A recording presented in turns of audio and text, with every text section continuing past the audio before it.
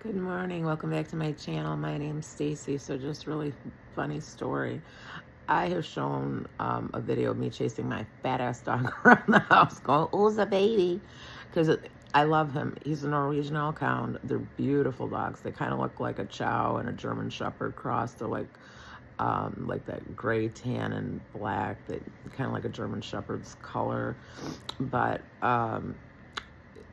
they have the curly tail, and so they kind of look like a husky. It depends on like kind of if you're looking at them from the front or the side or the back, like what they look like, but they're a Nordic breed, and they were bred to hunt bears. So they were developed in Norway to hunt bear. They're one of the only Nordic breeds that was not bred to run. They were bred to actually hunt. So his big old butt should be able to easily jump a 12-foot fence. He can barely jump on the couch, and I don't think he can jump on my bed because I don't have carpeting. I have, it looks like laminate, but it's peel and stick, so he can't get a good grip, and I don't think his big butt could even make it up on my bed. I do have a high bed. I can barely get my butt up there, but that said, I can get in it as long as my knee's not too screwy. My poor dog can't, but anyway, so I let him in, and I hold a treat out, and he's like, and it's like, dude, you would eat. He dug up our cat. We had our cat buried, and he dug him up like 4 times. We ended up having to just throw him out, which was very upsetting to the kids.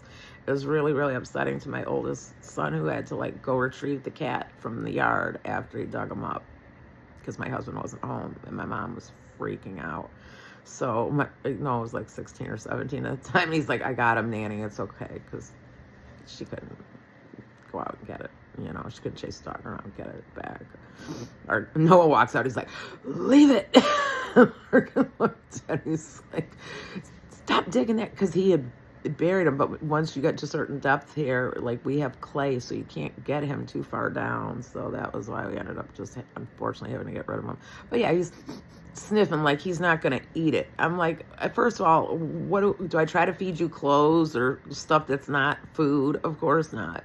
And he sniffs it. It's the same bones. They're like peanut butter, cookies that you give him coming in from the yard. They're like milk bones, kind of. They're like peanut butter flavored milk bones. They're the same ones.